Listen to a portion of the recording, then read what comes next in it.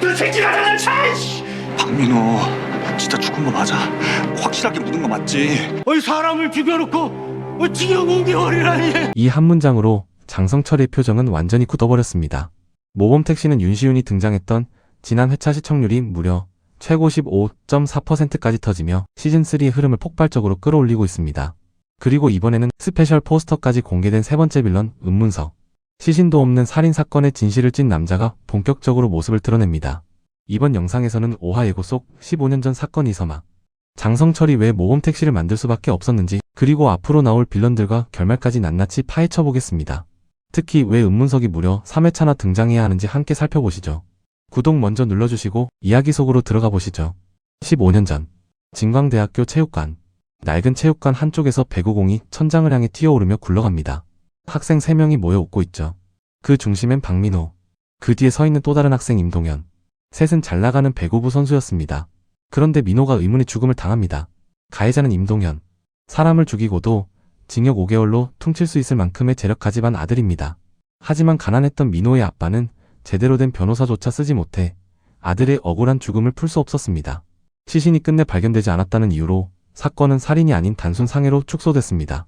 게다가 동현은 배구부 에이스였고 집안도 영향력이 있다 보니 검찰은 고의성을 입증할 증거가 부족하다는 논리로 기소 범위를 좁혀버렸죠.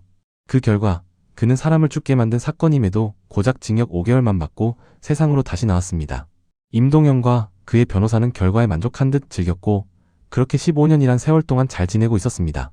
장성철은 법정에서 이 말도 안 되는 판사의 판결문을 이해하지도 납득하지도 못한 듯 바라봤지만 할 수 있는 게 없습니다.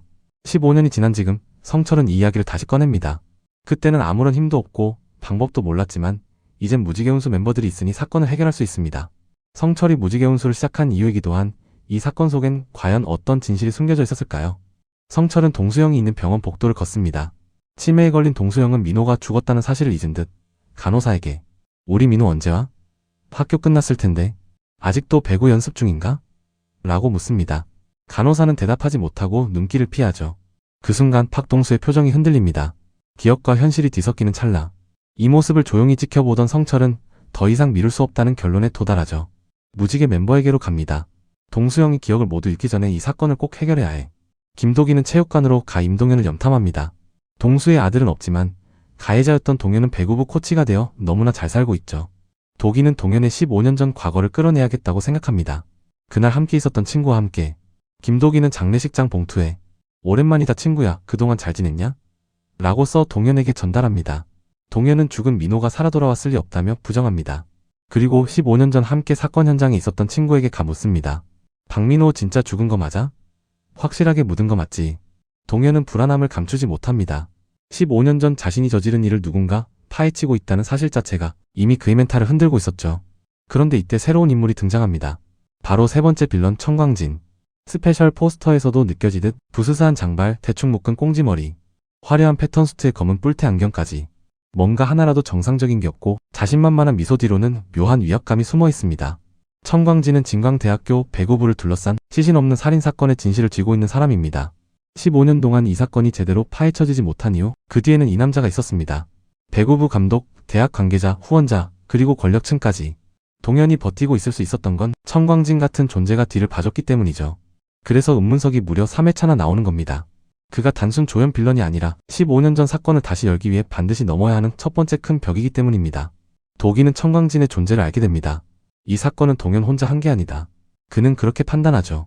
김도기는 배구부 합숙소 주변을 돌아다니며 예전 기록, CCTV, 당시 관계자들을 탐색합니다. 그리고 한 가지 공통점을 발견합니다.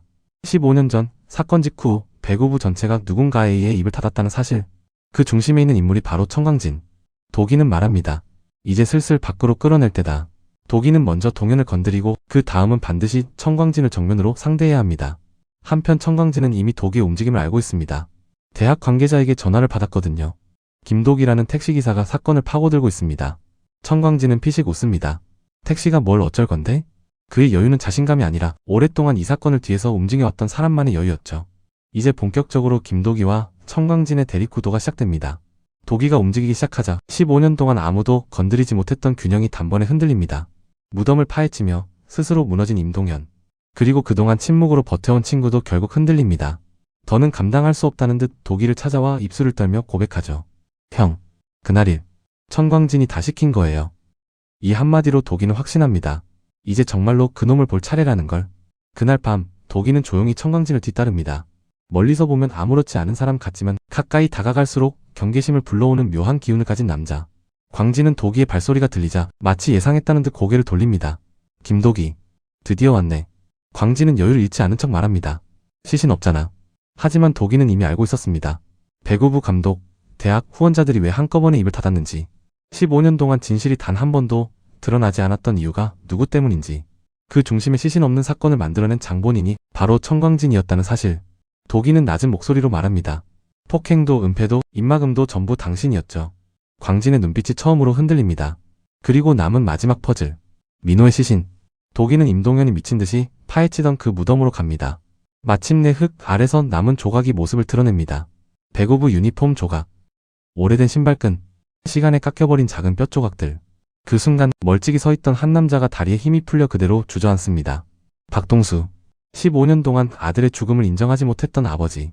기억은 뒤섞여도 눈앞의 현실만큼은 어떤 침해도 지울 수 없었습니다. 민호야. 우리 민호야. 그 자리에서 완전히 무너집니다. 장성철은 말없이 그 모습을 바라봅니다. 형님. 늦어서 죄송합니다. 박동수는 마지막으로 흙 속 조각을 품에 안고 흐느낍니다. 이제 집에 가자 민호야. 민호의 시신이 발견되며 15년 동안 묻혀있던 사건은 마침내 현실 위로 드러나기 시작했습니다. 하지만 이건 끝이 아니라 시작입니다.